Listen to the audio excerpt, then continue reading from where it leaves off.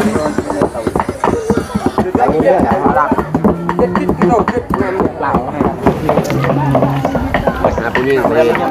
ู้หญิงเวรผู้หญิงบริโดยผูกแขนจมูกก็ได้ผูกแขนเขาเจ้าเห็ดตามที่ตามห้องเปิดแล้วเห็นแล้วบ่ดิ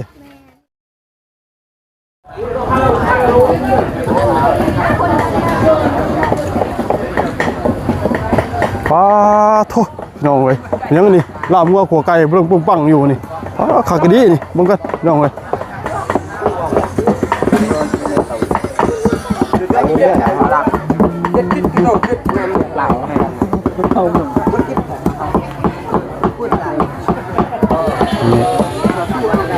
มาเบิ่งทางนี้พี่น้องเว้ยเบิ่งนี่โอ้ต้องก่อสร้างโดยสบายดีทั้งก่อสร้างทั้งน้องกะโลเนาะกะโลก็เห็นที่ FC ถามหาคือบ่เห็นไปนำก่อสร้างว่าซั่นคาเวียกเนาะเจ้ามือคาเวียกพี่น้องเว้ยเนาะโอ้ฟังนี่ป้าชิโตพี่น้องมีแต่ผู้สาวแท้นี่สบายดีด้านลุ่มโดยสบายดีทั้งน้องหลาน้อยเนาะพี่น้องเว้ยยูทูบเบอร์มื้อนี้แต่ก่อนน่ะสุมอายมาสัมภาษณ์น้องมื้อนี้น้องสิสัมภาษณ์คืนเด้อเห็นบ่สบายดีพี่โดยมีนาเป็นจริงโอเคเจดี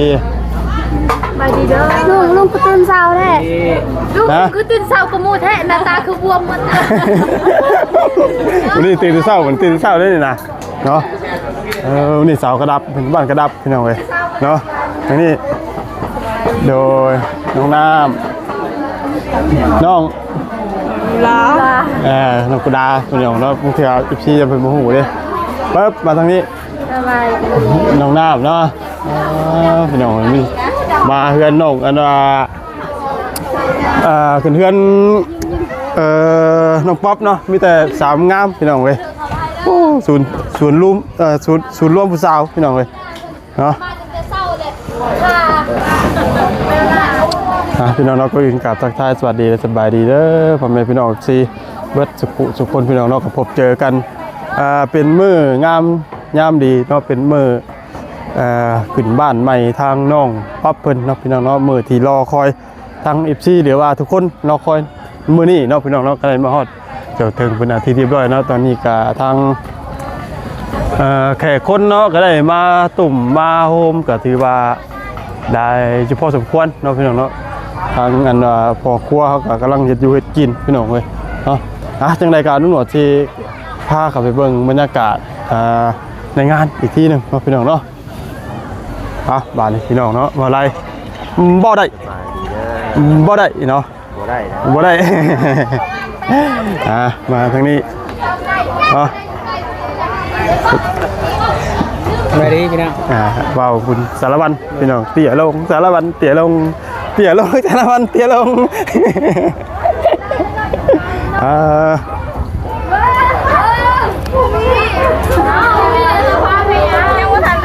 โอ้เจ้าภาพเจ้าภาพโอ้โดยแต่งตัวงามแล้วเจ้าภาพนี่ป้าทุกแต่งตัวเจ้าสาวเนี่ยเจ้ามือนี่การเจ้าบ่าวยังบอกเจ้าบ่าวยังว่าทันเกิดโอ้ปานนั้นดิโดยจะลงน้องป๊อปพี่น้องฮากามาบ่ลุงหนวดฮากามาบ่มาแต่เฮิงแล้วมาแต่เช้ามูนี่มาเช้ามื้อนี้เดี๋ยวเรายังค่ะมาก่อนได้มื้อนี้ได้มาค่ะโอ้ยมาก่อนได้มื้อนี้น้องเลี้ยงเด้บ่ได้ถ่ายคลิปบ่ฮอด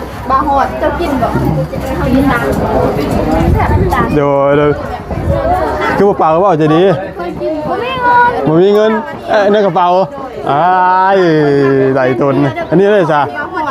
คือหยุ่งกระยองคืออันเหมือนว่าฮะ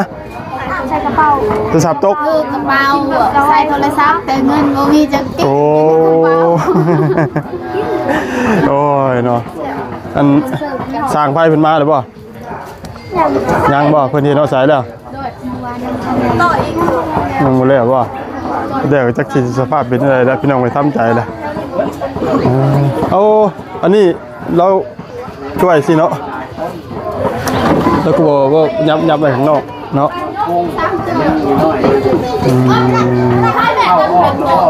น้องเลยเป็นจักเป็นสิเลิกผูกแขนจังมุงเนาะ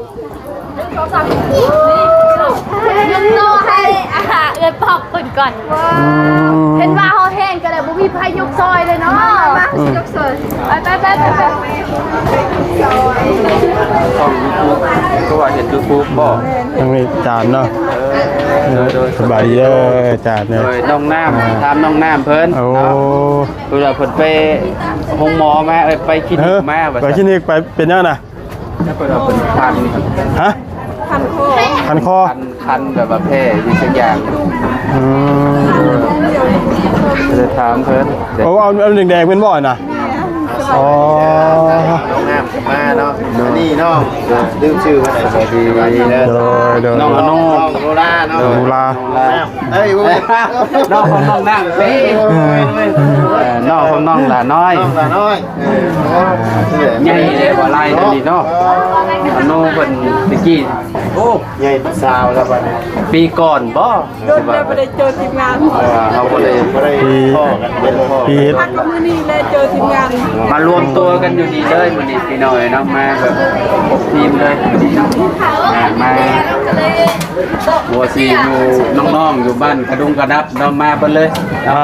สาวบ้านก็มาได้ ดวงพบางก็มาบ่ นี่นี่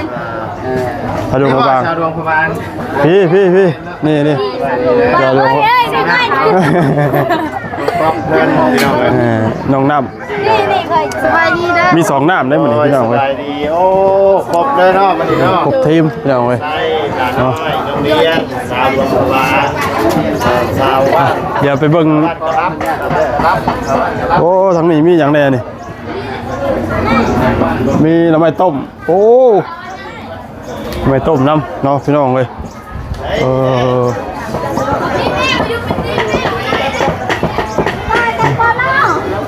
มาเบิ่ง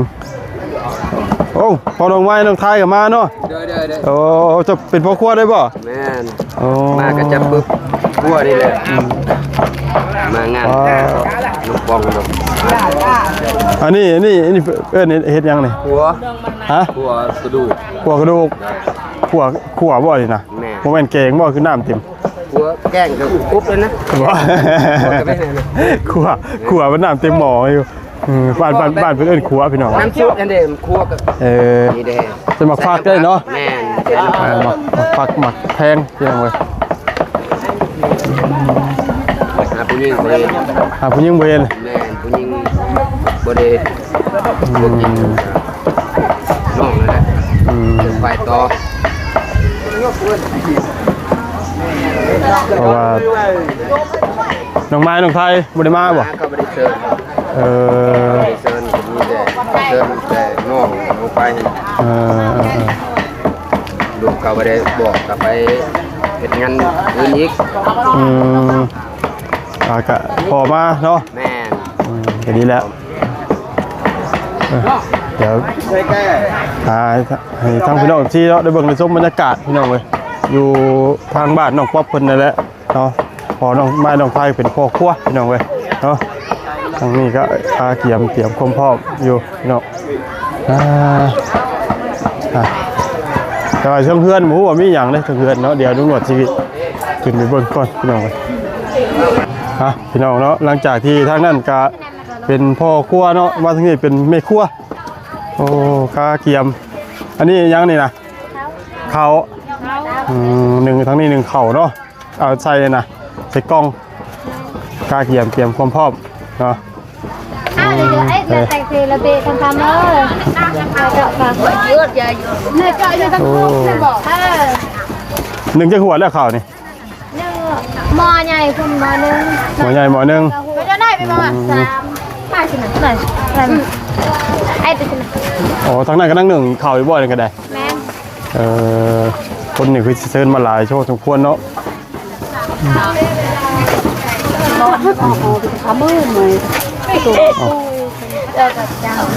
เอา เมื่อในจะได้แล้วก็ยังอ่อน เอาตะกี้ใส่ถุงมานี่เปลี่ยนมาใส่กล่อง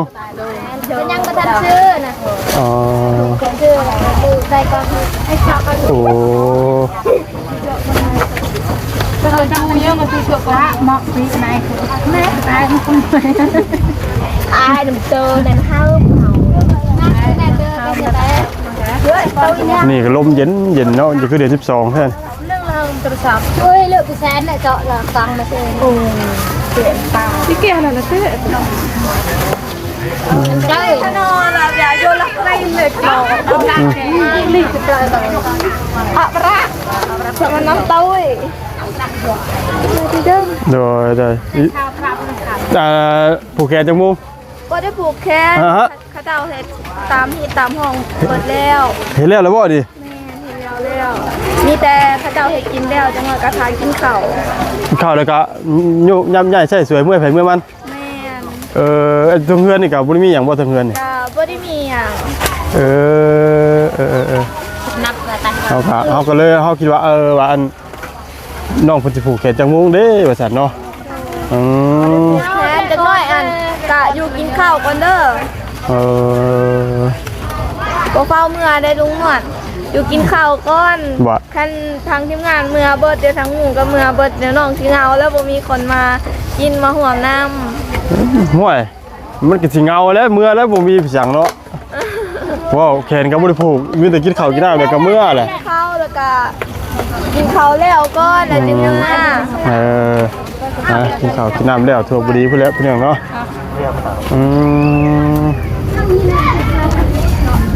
เขากะชั่วแล้วเขาบ่ฮู้เรื่องตัวนี้เด้อพี่น้องแล้วขอโทษขออภัยนำเนาะที่ว่าเขาหนึ่งหน่วยก็บ่ได้ฮู้กันเกี่ยวกับประเพณีศาสนาเพิ่นเนาะ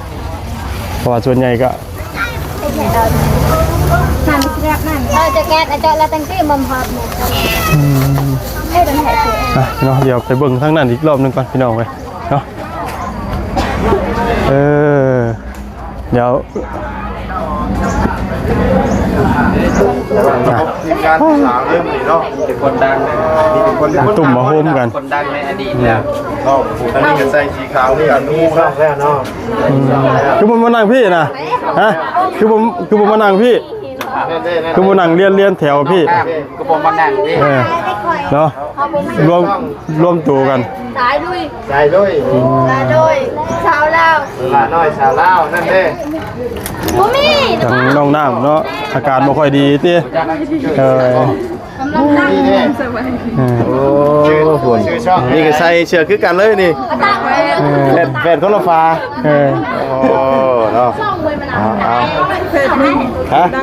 ตาม เสียรักแมบ เดี๋ยวเอาหน้าไว้เจ็บใจได้ดิ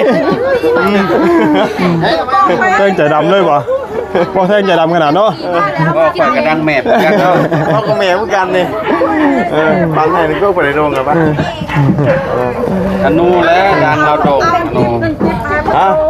เอาอันนี้เอาอันนี้นี่ผ่านบ่นี่ขึ้นบ่ในไหนก็บ่ขึ้นเนาะบ่ขึ้นแบบมีแต่เก็บเงินไปหาเสริมเอาเลยโอ้เสริมกับเพลงเก็บเนาะเสริมหลายหมื่นซับ โอ้กับเสริมเดิมดังนี่ ฮะ บางเถื่อผัวตีหลังเบี่ยวได้ เนาะ ก็ได้ ศาสตร์นะลูกนั่นธรรมชาติคืออยู่ได้ป่ะ น้ำมัน ว้าวจมูกแบบไปเสริมดัง ได้นั่งบอกไปบ้านไปปั้นให้ซะ อันนี้เพิ่นเอิ้นเอ็มร้อยบ่นี่น่ะแม่นบ่มันแก่คล้ายๆคือกันฮอตสปอร์ตบ่แต่มันเป็นซุปเปอร์ฮอตกามาเด้กามาเด้ ฮอตสปอร์ต ซุปเปอร์ซุปเปอร์ซุปเปอร์ฮอตเนาะเป็นฮอตสปอร์ตเนาะเป็นฮอตสปอร์ตเป็นอยู่ เราแค่บูฮู้เลย พระบุญน่ะรับเป็นอยู่แต่เรามักเมาเดี๋ยวนี้ เอาเดี๋ยวขึ้นไปเบิ่งทางเฮือนน้องป๊อปกันเด้อพี่น้องเด้อไปป๊อปเอ้ยป๊อปเด้อสบายดีทั้งแม่เพิ่นเนาะพี่จะดีใจแล้วมื้อนี้เนาะ แม่กำลังใจ เด้อเนาะไปขึ้น มี ไป ไผตี้ดูเถิด ว่าไอ้เนี่ย แต่เล็ด เพิ่นว่าบ่ได้ผูกคอตอกแทนนี่ยังนะเพิ่นว่ามีแต่กินข้าวกินน้ำแล้วก็แยกย้ายใส่สวย เบิ่งซานน้องป๊อปก่อนเดี๋ยวจะหน่อย เบิ่งบรรยากาศ ว่ากันพี่น้อย บรรยากาศทางเทิงเนาะ ป้าอาจารย์น้ำหนัก ไปพี่น้อยเนาะ ให้อาจารย์แล้วน้ำหนัก เออ โอ้เราผู้โชว์ เอา ผู้โชว์ แมน ลูกไล่ก่อนเนาะ โอ้ย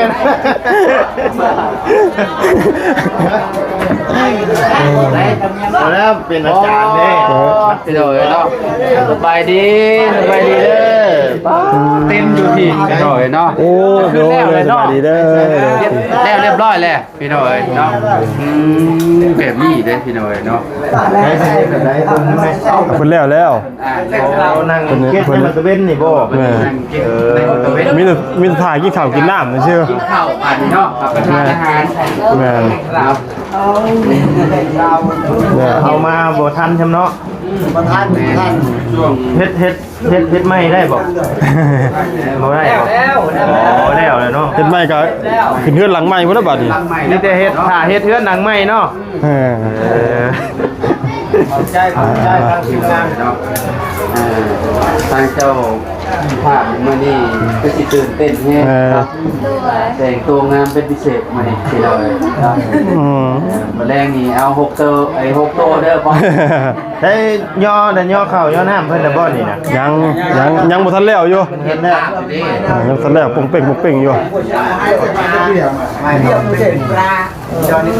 เก็บในหมดตะเวนโดดเนาะเอาไปมายิงตะเวนก่อน เพิ่น นี่น่ะใช้บ่ได้มีไอ้อิหยังบ่ บ่มี บ่มีบ่ แม่น แบบนี้เลยนี่เนาะ อืม เนาะ ไปหลายบ้านก็เห็นหลายบอน เฮาจะจัก เห็นหลายแนว นั่นแบบใดเนาะ แบบนี้ จังหวะนี่แล้วขึ้นมานางเก็ตในหมู่ตะเว้นนี่แหละ บ่มันอันนั้นเด้เพิ่นศาสนาเพิ่นมีแต่พากันขึ้นเฮ็ดตามพิธีของประเพณีของเพิ่นแล้วก็กินข้าวกินน้ำแล้วก็ จบยำใหญ่ใส่สวยเมื่อเฮ็ดเวียกไปเวียกวันไปมีหน้าที่เวียกก็เฮ็ดไป แล้วก็แยกย้ายเนาะ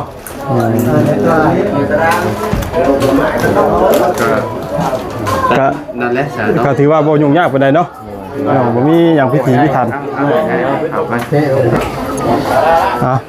ป้าทุแล้วพี่น้องก็มื้อจบมื้องามดีเนาะมื้อขึ้นใหม่บ้านเรือนบ้านน้องป๊อปเพิ่นก็ดีน้องเพิ่นก็ดีใจเนาะพี่น้องเว้ยโอ้แต่ว่าฮีดของเพิ่นนี่สิบ่มีหยังเด้อพี่น้องเด้อบ่มีพักขวัญบ่มีอีหยังสักอย่างเลยพี่น้องเนาะแต่ว่าเพิ่นมาขึ้นเฮือที่ชื่อพี่น้องแล้วแต่เขาก็บ่ฮู้เพิ่นเนาะคือมีแต่เพิ่นก็สิมีทำพิธีพิธีของเพิ่นแหละพี่น้องเล็กๆน้อยๆพี่น้องเว้ยเนาะโอ้ห้องน้ำโอ้เทพื้นเรียบร้อยเนาะห้องน้ำกันเอาไว้ตัวเทพื้น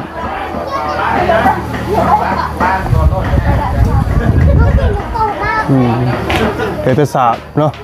บ้านสำหรับห้องน้ำพี่น้องไปแล้ว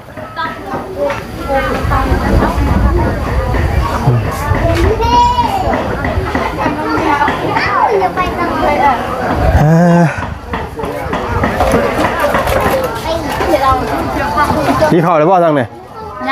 ยังไม่ทันหิว โอ้หิวแล้ว บ่มึงว่าบ่ทันหิวแต่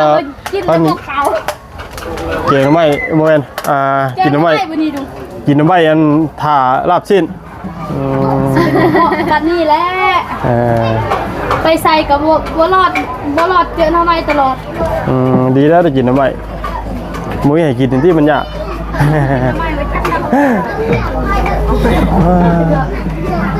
เป็นหัวข้างใน กินอีกคนขึ้นหลายเฮ้ยไปใส่เบิ้ลเลยฮะคือจริงว่าเต้นเพิ่นกล่าวมากกับบริษัทงานเนาะก็เหมือนคนนั่งหรือว่าคนมาทันมาบ่นั่น ที่นี่แหละ